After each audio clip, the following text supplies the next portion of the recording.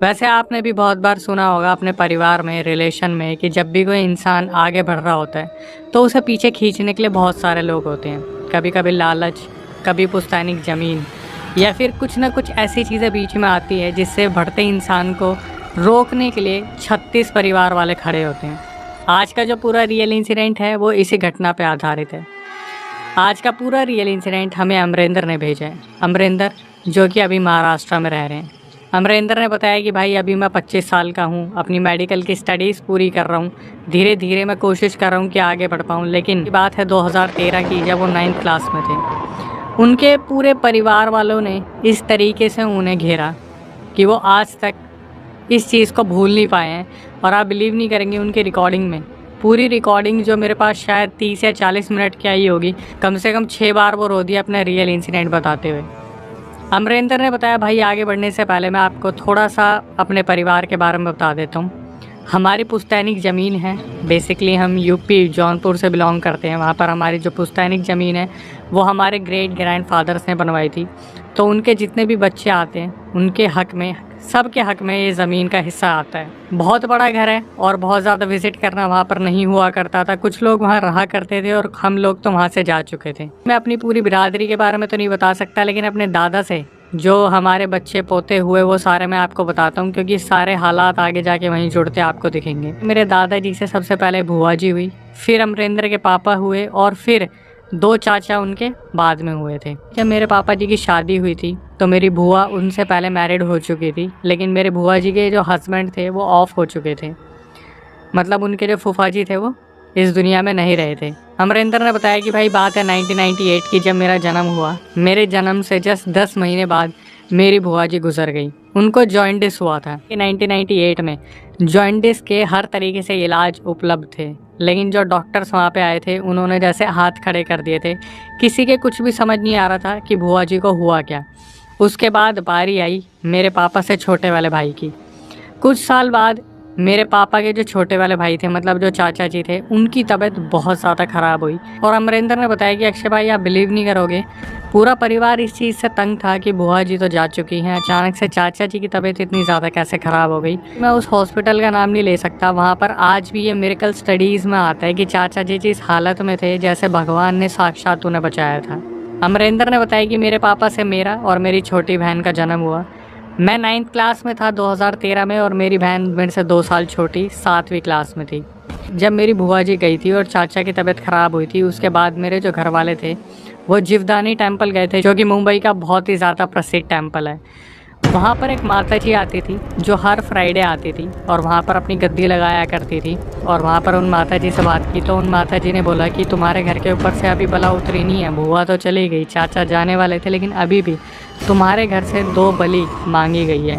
और वो 2 बलि और किसी की नहीं थी, अमरिंदर की मम्मी और उनके चाचा जी। मतलब चाचा जी अभी दोबारा शिकार होने वाले थे। घर वालों ने हाथ जोड़कर उन माता जी से अपने ऊपर रक्षा कवच लिया और अपने परिवार को उस टाइम पर बचा लिया। ये सब होने के बाद रियल इंसिडेंट स्टार्ट होता है। बात है 2013 की, मैं 9th क्लास में था और यूपी जौनपुर हमें जाना था ट्रेन से। 2 दिन लगते हैं जाने के, 2 दिन लगते हैं आने के। 2 दिन हमें लगे थे वहाँ पहुँचने में। परिवार में सब गए थे, मतलब दादा दादी भी गए थे, पापा मम्मी भी गए थे, अमरिंदर और उनकी छोटी बहन भी गई थी। जब ये लोग पुश्तैनी घर में पहुँचे तो स्वागत तो इनका बहुत अच्छे से हुआ था, क्योंकि कुछ लोग थे जो अभी भी उस पुश्तैनिक ज़मीन पर रह रहे थे। लेकिन अमरिंदर ने बताया कि भाई मेरे परिवार वालों ने मुझे समझा रखा था कि ज़्यादा क्लोज़ किसी से होना नहीं है। जो अमरिंदर के दादाजी थे उनसे बड़े भी एक उनके दादा थे, और फिर उनसे बड़े एक और दादा थे जिनकी डेथ हो गई थी, लेकिन उनकी वाइफ वहाँ पर आई थी। अमरिंदर को बाद में पता चला कि जो दादाजी के बड़े भाई थे और उनसे भी जो बड़े भाई थे जो ऑफ हो चुके थे, उनकी जो वाइफ थी वो बहुत तेज़ दिमाग की थी। एक दिन अमरिंदर के जो दादाजी थे, उनके जो बड़े भाई थे, वो अमरिंदर को बोलते कि चलो हमें कुछ मार्केट से सामान लेके आना है। ये चीज़ सुनने के बाद मैं अपनी दादी के पास गया और मैंने अपनी दादी को बताया कि जो बड़े वाले दादाजी है वो मुझे मार्केट लेके जा रहे हैं, कुछ सामान लेके आना है। तो दादी जी ने इस चीज़ को सुना, समझा और अमरिंदर को बड़े प्यार से बोला कि बेटा तुम जाओ, कोई दिक्कत नहीं है, लेकिन उनका दिया कुछ खाना मत। अब जो बड़े जो दादा थे जो ऑफ हो चुके थे, उनकी वाइफ ने तरबूज मंगवा रखे थे और कुछ सामान और भी मंगवाया था। तो ये लोग उस टाइम पर 2013 में बाइक उठाते हैं जो अमरिंदर के बड़े दादा हम कह सकते हैं, उन्होंने बाइक उठाई और ये लोग मार्केट गए और वहाँ से और सामान तो लिया, साथ में एक तरबूज लेके आए थे।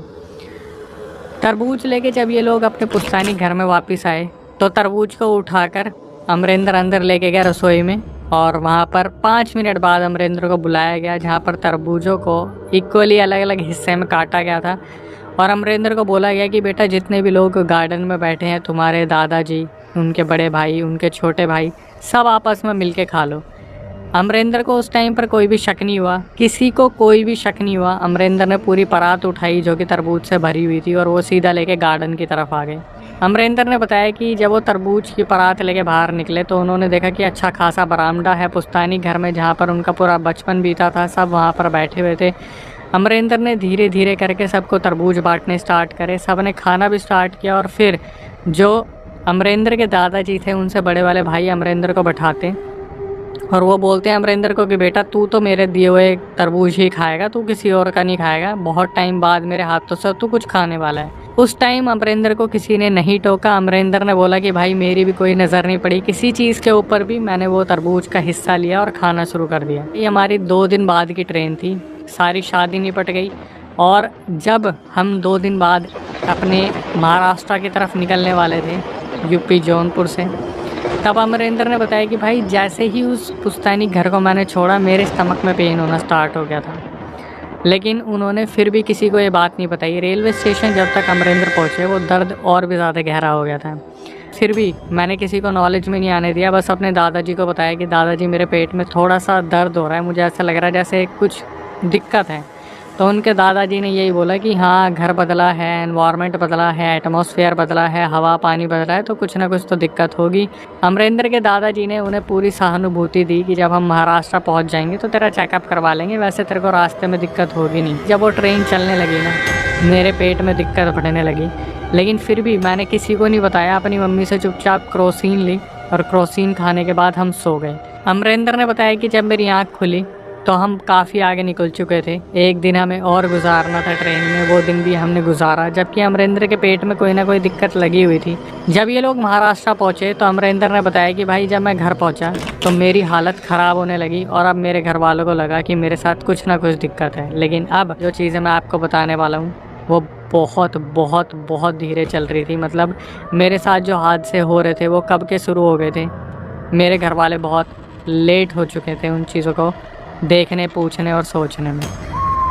अमरेंद्र ने बताया कि अक्षय भाई जब मैं महाराष्ट्र आ गया, मेरा जो स्टमक का पेन था वो धीरे धीरे बढ़ता कम होता, बढ़ता कम होता। मैंने अपने घर वालों को बताया तो वहाँ के स्थानीय डॉक्टर्स जो थे, वैद्य थे, जो डॉक्टर हुआ करते थे, उनसे दवाइयाँ ली गई और मेरे को दवाइयाँ दी गई।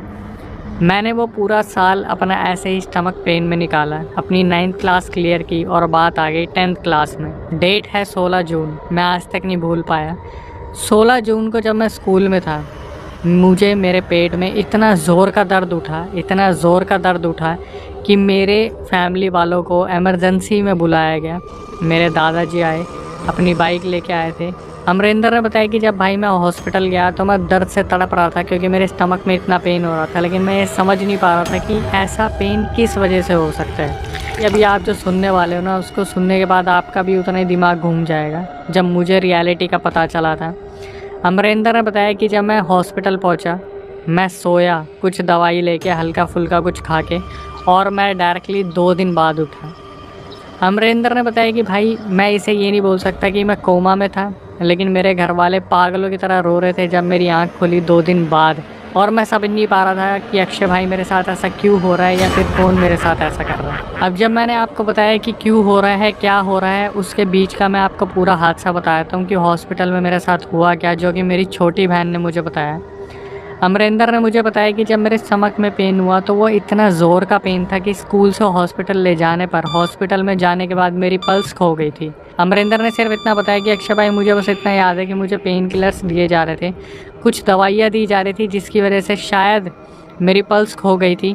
मुझे शॉक दिया गया, जैसे आप मूवीज़ में देखते हो, चेस्ट पर बहुत सारे इलेक्ट्रिसिटी करंट दौड़ाए गए जिसकी वजह से शायद मेरी पल्स मिली। पर जब 2 दिन बाद मैंने आँख खोली तो मैंने देखा कि मैं कहाँ पर हूँ। उन्होंने देखा कि मैं हॉस्पिटल में हूँ और अमरिंदर ने इस चीज़ की ज़िद करी कि मेरे को अपने स्कूल जाना है, मुझे स्कूल जाने दो। घर वालों से पूछने पर यह पता चला कि अमरिंदर एक ऐसी सिचुएशन में चले गए थे जहाँ पर वो ना ही कोमा में थे, ना ही वो होश में आ पा रहे थे। जब उनकी बीमारी का पता करा गया कि उन्हें हुआ क्या था, तो डॉक्टर्स ने बताया कि इन्हें किसी दवाई से बहुत बुरी एलर्जी हुई है, जिसकी वजह से ये अपने होश में ही नहीं थे। इस बीमारी का एक नाम है, लेकिन अमरिंदर तो एक डॉक्टर फील्ड से बिलोंग करते हैं, तो भाई जिस तरीके से उन्होंने बताया मैं तो उसे याद नहीं कर पाया, लेकिन जितना मैं ढंग से बता पा रहा हूँ।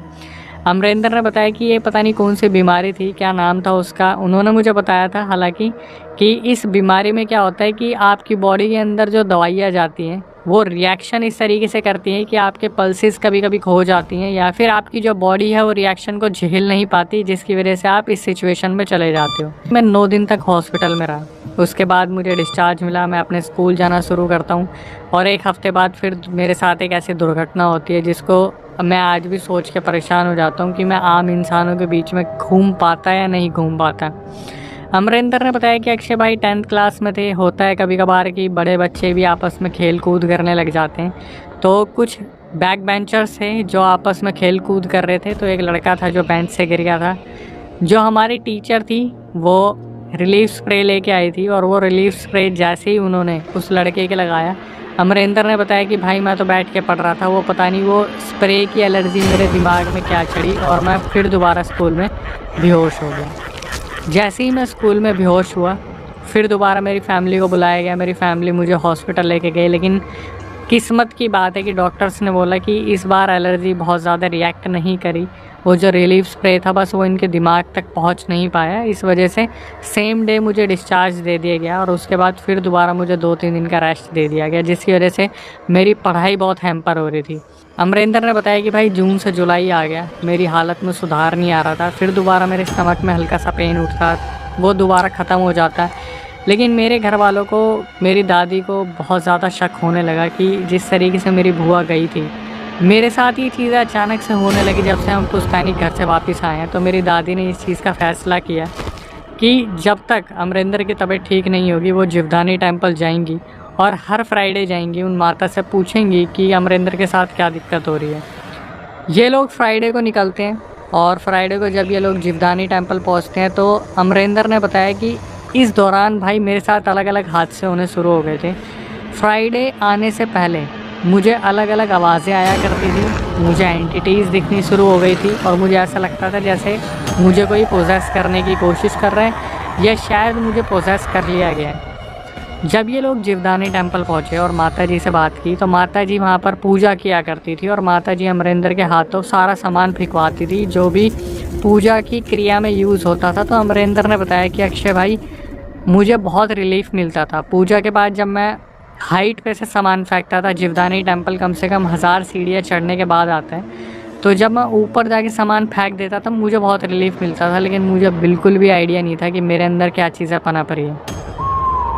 अमरिंदर ने बताया जब भी मैं मंदिर जाता तो शायद मेरे अंदर जो एंटिटी हुआ करती थी वो मंदिर के बाहर रुक जाती। जब भी मैं पूजा करता, सारे विधि विधान से सारी चीज़ें करता और माता जी जो भी मुझसे चीज़ें करवाती, फ्राइडे वाले दिन मैं बिल्कुल रिलैक्स हो जाता। लेकिन जैसे ही मैं मंदिर से बाहर निकलता मेरे अंदर वो स्पिरिट या एंटिटी दोबारा प्रवेश कर लेती, जिस वजह से मेरा शरीर बहुत ज़्यादा भारी रहने लगा।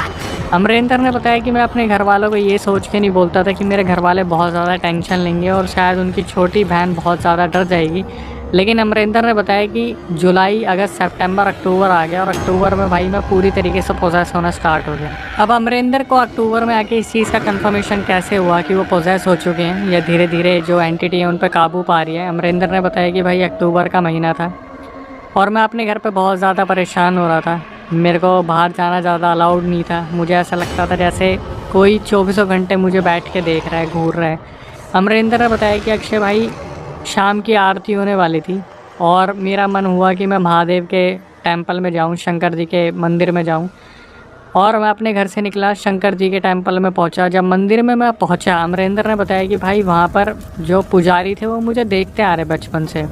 उन्होंने मुझे देखा कि जब वो लोग आरती कर रहे हैं, घंटियाँ बजा रहे हैं, तो मेरी आंखें बहुत ज़्यादा चौड़ी हो गई है और मैं हर किसी को घूर घूर के देख रहा हूँ। जो वहाँ पे पुजारी थे उन्हें पता चल गया था कि अमरिंदर के साथ कोई ना कोई दिक्कत है, तो उन्होंने घंटियाँ और तेज़ बजानी शुरू कर दी, ये सोच के कि अमरिंदर को यहीं कहीं ठीक कर दिया जाए या उसके अंदर के एंटिटी को निकाल दिया जाए अगर अमरिंदर को कोई भी ऐसी दिक्कत है। लेकिन अमरिंदर ने बताया कि भाई मुझे बाद में पता चला जो पुजारी मेरे अंदर से एंटिटी को निकालने के लिए घंटियाँ ज़ोर ज़ोर से बजा रहे थे, एक टाइम ऐसा आया जब वो घंटियाँ छोड़ के बहुत ज़्यादा घबरा गए थे। वहाँ पर मेरी आवाज़ बदल गई और मैं ज़ोर ज़ोर से चिल्लाने लग गया। जितने भी पुजारी थे उन्होंने शंकर भगवान के जो मंदिर था उसके बाहर जो चौतरा था वहाँ पर अमरिंदर को सबने पकड़ रखा था। अमरिंदर के घर वालों को इस चीज़ को इन्फॉर्म कर दिया था कि अमरिंदर के ऊपर कोई ऊपरी चीज़ आ रखी है, तो आप लोग फटाफट आ जाओ और अपने बच्चे को लेके जाओ। अमरिंदर के घर वाले जब वहाँ पर आए तो पुजारियों ने तो पकड़ रखा था, लेकिन अमरिंदर ने बताया जैसे मेरे दादाजी और मेरे पापा जी ने मेरा हाथ पकड़ा, भाई मैंने झट से हाथ घुमा दिया और वो दोनों दूर जाके गिरे। जो पुजारी वहाँ पे थे वो बहुत ज़्यादा पूजा पाठ किया करते थे, उनकी आस्था महादेव में बहुत ज़्यादा थी। उन्होंने पता नहीं मेरे ऊपर क्या मंत्र मारे। अमरिंदर ने बताया कि भाई मैं वहाँ पर सुन्न होकर बैठ गया। और अमरिंदर ने बताया कि मेरी बहन भी वहाँ पर थी। मेरी बहन ने मुझे बताया कि मेरे मुंह से क्या वर्ड्स निकल रहे थे। जब पुजारी ने पूछा कि तू कौन है, सच सच बता दे इससे पहले कि तेरे को हम भस्म कर दें, तो अमरिंदर ने बताया कि मेरी आवाज़ बदल गई और मेरे मुंह से निकला कि मेरा नाम मोहित है। अब ये नाम सुन के पूरे घर वाले बुरी तरीके से शॉक हो गए थे कि मोहित, इसके मुंह से ये वर्ड कैसे निकला, क्योंकि मोहित कौन था। अब हम चलते हैं उस कड़ी पे। अमरिंदर ने बताया कि भाई मेरे जो दादा के बड़े भाई थे जिन्होंने मुझे वाटरमेलन खिलाया था, तरबूज खिलाया था, उनका जो बड़ा लड़का था उसका नाम था मोहित, जिसने खुदकुशी कर ली थी। मतलब सबने मिलके मेरे ऊपर अपने ही घर के किसी सदस्य को छोड़ दिया था जो मुझे इतनी बुरी तरीके से पोसेस कर रहा था। अमरिंदर और उसके परिवार को जब ये चीज़ पता चली तो सबसे पहले तो उन्होंने डिस्टेंस मेंटेन करा, सारे रिश्तेदारों से डिस्टेंस मेंटेन कर लिया और पुजारी जी के बोलने पर एक अच्छे किसी ऐसे बाबा जी को ढूंढने की सलाह दी गई जिनके ऊपर सिद्धि आती हो, जो अमरिंदर का इलाज कर सकें। अमरिंदर को उस रात घर पे वापस लाया गया। अमरिंदर ने उसी रात से हरकतें शुरू कर दी। रात के 1 बजे अपने आप ही उठ के मैं पूरे घर में चलना शुरू हो गया। जब भी कोई दीवार आती मैं घूम जाता, जैसे मैं किसी और के कंट्रोल में पूरा चल रहा हूँ। मुझे खुद नहीं मालूम कि मेरे साथ हो क्या रहा है। मेरे घर वालों को ये तो पता चल गया था कि इन्वॉल्वमेंट किसकी है, लेकिन अब उस इंसान को ढूंढा जा रहा था जो कि मेरा इलाज कर सकते थे। तो अमरिंदर ने बताया कि भाई मेरी मम्मी इलाहाबाद की रहने वाली है और इलाहाबाद के वहाँ पर हमारे ही रिलेटिव में पता चला कि कोई एक अच्छे सिद्धि वाले बाबा जी हैं जो हमारे ही रिलेटिव में। अमरिंदर ने बताया कि मैं उनका नाम तो नहीं ले पाऊँगा, ना ही अपना रिलेशन जस्टिफाई कर पाऊँगा, लेकिन वो बस मैं ये बता देता हूँ कि दादा नाना के टाइप में लगते हैं। तो अमरिंदर को उनसे कंसल्ट करवाया गया। उन्होंने अमरिंदर को अपने पास बुलाया, लेकिन प्रॉब्लम ये थी कि अमरिंदर को जब भी कहीं तीर्थ स्थान पे लेके जाया जाता था, मंदिर लेके जाया जाता था या जीवदानी टेम्पल लेके जाया जाता था, तो अमरिंदर जाने से पहले बहुत ज़्यादा ड्रामे करते थे। तो यहाँ पर अब सबसे बड़ा क्वेश्चन ये हो गया था कि कैसे अमरिंदर को इलाहाबाद तक लेके जाया जाए। इलाहाबाद पहुँचना इतना आसान नहीं था, क्योंकि जहाँ पर ये थे महाराष्ट्र, वहाँ से इलाहाबाद पहुंचना कम से कम 12 घंटे का रास्ता था। तो जो बाबा जी थे उनसे बात करी गई, तो बाबा जी ने बोला कि तुम इसे बस इतना बोलो कि हम घूमने के लिए जा रहे हैं, रात को हम निकलेंगे, जहाँ भी घूमने जा रहे हैं हम बहुत मज़े करेंगे वहाँ पे। और अमरिंदर को इसी तरीके से बताया गया कि अमरिंदर हमें घूमने के लिए चल रहे हैं, हम लोग घूमने के लिए निकल रहे हैं। अमरिंदर को बताया गया मनाली मसूरी जा रहे हैं। उनका सारा सामान पैक करा गया। अमरिंदर उस टाइम पर बहुत ज़्यादा खुश थे। अमरिंदर ने बताया कि भाई मेरे अंदर की एंटिटी मैं फील कर पा रहा था, वो इसलिए खुश थी क्योंकि मेरे ऊपर तो शायद कोई मारण क्रिया की गई थी कि मेरे को अपने पूरे परिवार को ख़त्म करना है। तो अमरिंदर के मन में ये चल रहा था, मतलब वो जो एंटिटी अमरिंदर के अंदर थी वो ये सोच रही थी कि इस पूरी गाड़ी को मैं चलते पहाड़ से कूदा दूँगी। लेकिन अमरिंदर को ये नहीं पता था, जैसे ही वो गाड़ी में बैठेंगे उनके पापा ने क्या करा, फ़ोन मिलाया और अमरिंदर को बोला कि बेटा एक बार ज़रा रास्ता पूछना। जैसे ही अमरिंदर ने अपने हाथ में फ़ोन पकड़ा, उधर से मंत्रों का उच्चारण हुआ, जिसकी वजह से अमरिंदर वहीं की वहीं सो गए। अमरिंदर की जब आँख खुली तो वो कुछ घंटे ही दूर थे इलाहाबाद पहुँचने के। बट अमरिंदर ने बताया कि अक्षय भाई मैं सेंसेस में था बट मैं अपने काबू में नहीं था। मैंने गाड़ी में बहुत ज़्यादा चिल्लाना शुरू कर दिया। मेरे घर वाले 1-2 घंटे बाद जब वहाँ पर पहुँचे इलाहाबाद में, जो बाबा जी का घर था उसके आसपास बहुत ज़्यादा घर नहीं थे, लेकिन मैं उसका थोड़ा सा आपको बता देता हूँ नक्शा कैसे था। बाहर माता जी का मंदिर बना हुआ था और उनके घर के अंदर हनुमान जी का मंदिर बना हुआ था। उनके और भी बेटे थे जो उस टाइम पर घर पे नहीं थे, लेकिन एक बेटा था जो हमेशा उनके साथ इस सिद्धि में शामिल हुआ करता था, जो उनके ऊपर सिद्धि आया करती थी।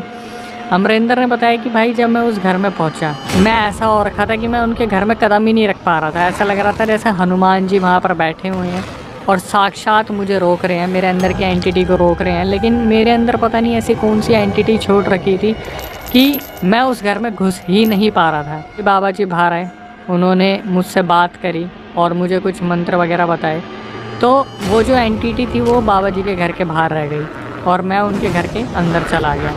लेकिन बाबा जी जो थे उन्होंने बताया कि एक टाइम ऐसा आएगा जब अमरिंदर बहुत ज़्यादा पोजेस हो जाएगा, अमरिंदर के अंदर बहुत सारी शक्तियाँ आ जाएंगी।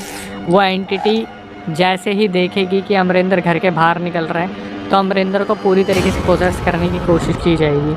घर वाले बैठ के बाबा जी से बात कर रहे थे कि किस तरीके से हम जो है अमरिंदर के अंदर की इस एंटिटी को रोक सकते हैं। तो बाबा जी ने बताया कि मैं यहाँ से अमरिंदर को कवच पहनाऊँगा हनुमान जी का, और उसके बाद हम लोग अमरिंदर को मध्य प्रदेश लेके जाएंगे। इलाहाबाद से मध्य प्रदेश का रास्ता 12 से 13 घंटे का था।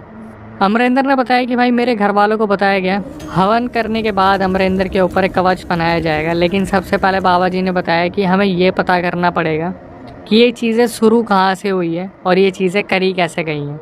बाबा जी ने बताया कि जो उनका पुश्तैनी घर है वो अभी भी काफ़ी डिस्टेंस पे है, मतलब 7-8 घंटे दूर है। 3 लोग लगे, अमरिंदर ने बताया कि अक्षय भाई 3 लोग लगे उस पुश्तैनी घर की मिट्टी लानी थी। सबसे पहले मेरे पापा गए, जब मेरे पापा बाइक से वापस आ रहे थे तो उनका बाइक का टायर फट गया। उसके बाद मेरे मामा जी को कांटेक्ट करा गया, मेरे मामा जी वहाँ पर पहुँचे तो उनकी गाड़ी का टायर फट गया। उसके बाद मेरे मामा जी के दोस्त को बोला गया, जब वो ऑटो में वापस आ रहे थे तो ऑटो वाले को पता नहीं क्या इमरजेंसी आ गई, उन्होंने आधे रास्ते में छोड़ दिया। उसके बाद जो बाबा जी के लड़के थे जिसके बारे में बताया गया कि उनको सिद्धि आती थी, वो गए और वो उस पुश्तैनी हवेली पुश्तैनी घर की मिट्टी को लेके आए। तो बाबा जी ने जब हाथ रखा तो बाबा जी ने बताया कि इसके ऊपर मारण क्रिया की गई है और इस तरीके से की गई है कि आप सारे घर वालों को ख़त्म कर दें। और जो करने वाले थे वो मैं आपको बाद में बताऊंगा, लेकिन अब मेन मुद्दा था कि हवन तो होना है, हवन के बाद इस तरीके से कवच पहनाना है कि अमरिंदर को मध्य प्रदेश के महियार टेम्पल तक पहुंचाया जाए। रास्ता 13 से 14 घंटे का है। अमरिंदर ने बताया कि भाई मुझे कवच पहनाया गया। जब हम लोग वहाँ से गाड़ी में निकले तो एक गेस्ट हाउस में बीच में हमने रुकना था, जहाँ पर हमें थोड़ा रेस्ट करना था। और ऐसा लग रहा था जैसे बाबा जी जब भी किसी को महियार टेम्पल लेके जाते थे उससे पहले उस गेस्ट हाउस में रोकते थे। वो गेस्ट हाउस वाले भगे भगे आए, बाबा जी का उन्होंने स्वागत करा। और जैसे गेस्ट हाउस वालों को भी पता था कि आज रात कुछ होना है, तो बाबा जी ने पूरे परिवार को बोल दिया था कि आप लोग जाके सो जाओ, मतलब मम्मी पापा और बहन को सुला दिया और अमरिंदर को बोल दिया कि तुम आज अपनी दादा दादी के साथ सोओगे। अमरिंदर ने बताया कि अक्षय भाई रात के 12 साढ़े 12 बजे मैं उठा और जो गुरुजी थे वो नीचे वाले फ्लोर पे आराम से बैठे हुए थे, हम फर्स्ट फ्लोर पे थे जहाँ पर सब सो रहे थे। मैं उठा और मैं बाहर जाने की कोशिश कर रहा था उस गेस्ट हाउस की। तो जो बाबा जी वहाँ पे थे वो मुझे बड़े ध्यान से देख रहे थे और बाबा जी मेरे बगल में आए और उन्होंने पूछा कि क्या हुआ। अमरिंदर ने बताया कि भाई मैं साक्षात उस एंटिटी को देख रहा था कि वो जो गेस्ट हाउस था उसके गेट के पास वो एंटिटी खड़ी थी। मैंने बाबा जी को बताया कि बाबा ये रही वो एंटिटी। बाबा ने बोला क्या बोल रही है एंटिटी। तो अमरिंदर ने बताया कि जब मैंने वहाँ पर देखा तो वह एंटिटी मुझे बोल रही थी इस कवच को उतार दे। अमरिंदर ने सेम लाइन बोली कि बाबा ये बोल रहे हैं कि मुझे कवच उतार दूँ। बाबा ने बोला क्या करेगा कवच उतार के। तो सामने एंटिटी बोली कि इस कवच को उतार के दिखा, मैं सबको ख़त्म कर दूँगी। बाबा जी ने 1 मिनट नहीं लगाया, बाबा जी ने सीधा बोला उतारते कवच। आज देखते हैं कि ये एंटिटी कितनी ताकतवर है। ये बाबा जी का पूरा प्लान था। जैसे ही कवच उतरेगा ये एंटिटी सीधा जो है अमरिंदर के ऊपर धावा बोलेगी और उसी टाइम दोबारा कवच पहना दिया जाएगा। अमरिंदर ने जैसे ही कवच उतारा वहाँ पर जो एंटिटी थी वो सीधा अमरिंदर के अंदर आ गई और सारे जितने भी गेस्ट हाउस वाले थे वो इसी फिराक में बैठे हुए थे। उन्होंने दोबारा अमरिंदर को कवच बनाया, जहाँ पर हनुमान जी के कवच ने अमरिंदर के अंदर की एंटिटी को वहीं पर कैद कर दिया और वहाँ से फटाफट रातों रात गाड़ी निकाली गई। जो रात के 2 बजे ये लोग महियार टेम्पल पहुँचे और महियार टेम्पल पहुँचते ही एमपी में जितने लोग वहाँ पर थे जो पूजा पाठ कर रहे थे, जो पुजारी थे, वो लोग समझ गए थे कि बाबा ने जिस तरीके से बताया था वो पूरा का पूरा जो एक व्यवस्था की गई थी इस एंटिटी को पकड़ने की, वो वहाँ पर सक्सेसफुल हो गई है। जब ये लोग वहाँ पर पहुँचे तो वहाँ पर क्रियाएं स्टार्ट हो गई, जहाँ पर कवच पहना गया था। अमरिंदर ने बताया कि भाई जैसे ही मैं अंदर पहुँचा मेरा कवच उतार दिया गया, मंदिर के अंदर मेरे अंदर जो एंटिटी थी वो कैद हो गई। और अमरिंदर ने बताया कि इसके बाद मैं बेहोश हो गया, मुझे कुछ भी याद नहीं है। मेरे घर वालों ने, मेरी बहन ने मुझे बाद में बताया कि जब क्रिया हो रही थी मेरे मुंह से जो पूरा तरबूज था वो वॉमिटिंग के थ्रू निकला। उसके बाद एक ब्लैक कलर का गुच्छा निकला जो पूरा बाल का था। रात के 2 से 3 बजे तक ये क्रिया चली। उसके बाद अमरिंदर सो गए। जब अमरिंदर सुबह उठे तो अमरिंदर ने बताया कि भाई मैं बिल्कुल नॉर्मल था। मैंने अपने दादाजी से, पापा मम्मी सबसे ऐसे नॉर्मली बात की। अमरिंदर को बस ऐसा लग रहा था कि जैसे उनके ऊपर से कोई भार बहुत अच्छे से हट गया। मैं जैसे ही ठीक हुआ 2-3 महीने बाद मैंने अपना स्कूल ज्वाइन कर लिया और मैं अपनी 10th क्लास कंटिन्यू करने लगा। और बस हमें ये इंस्ट्रक्शंस मिले थे कि हम पुश्तैनी घर में नहीं जाएंगे और किसी से भी कांटेक्ट नहीं रहेंगे। मैं बिल्कुल ठीक हो गया, मेरे घर में किसी को कोई परेशानी नहीं हुई। मेरे अंदर से जो एंटिटी थी वो निकाल दी गई। बस मेरी इतनी गलती थी कि मैंने वो तरबूज खा लिया था। शायद वो तरबूज का हिस्सा पहले से काट के रखा हुआ था। मेरे ऊपर जो तंत्र मंत्र करा वो पूरे घर को ख़त्म करने के लिए किया गया था, और सिर्फ इसलिए क्योंकि हमारे घर में सब बहुत अच्छे थे, पढ़ाई बहुत अच्छे से करते थे और मैं एक टॉपर था। इस वजह से मैं 25 साल की उम्र में मेडिकल फील्ड में इतना अच्छा परफॉर्म कर रहा हूँ। और आगे जाके मेरी अभी पूरी पढ़ाई बाकी है, लेकिन आयुर्वेदिक फील्ड में, मैं मेडिकल फील्ड में जो आ गया हूँ, मैं बहुत अच्छा कर रहा हूँ। शायद मेरे रिश्तेदार ये बर्दाश्त नहीं कर पाए। तो आखिरी में आके अमरिंदर ने सिर्फ इतना बोला कि भाई जनता को बस इतना बोलना कि वो जितनी जल्दी हो सके जान ले, मान ले, सीख ले इस चीज़ को कि प्रॉपर्टी के लिए कुछ भी करा जा सकता है, पैसों को लेके कुछ भी करा जा सकता है, आपसे जो जेलसी फैक्टर है उसको लेके कुछ भी करा जा सकता है, आपको आगे बढ़ते हुए ना देखने के लिए कुछ भी करा जा सकता है। बस जनता से वो इतनी ही रिक्वेस्ट करते हैं कि भाई प्लीज़ जितना हो सके आप संभल के रहें, क्योंकि आपके माँ बाप और उनकी ब्लड लाइन आपकी हो सकती है, लेकिन शायद जो दूसरे रिश्तेदार है वो आपको ख़त्म कर देंगे ये सोच के कि ये इंसान आगे ना बढ़ जाए। उनकी खुद की औलाद जब नाकामयाब होती है तो वो यही सोचते हैं कि ये भी आगे कैसे बढ़ जाए।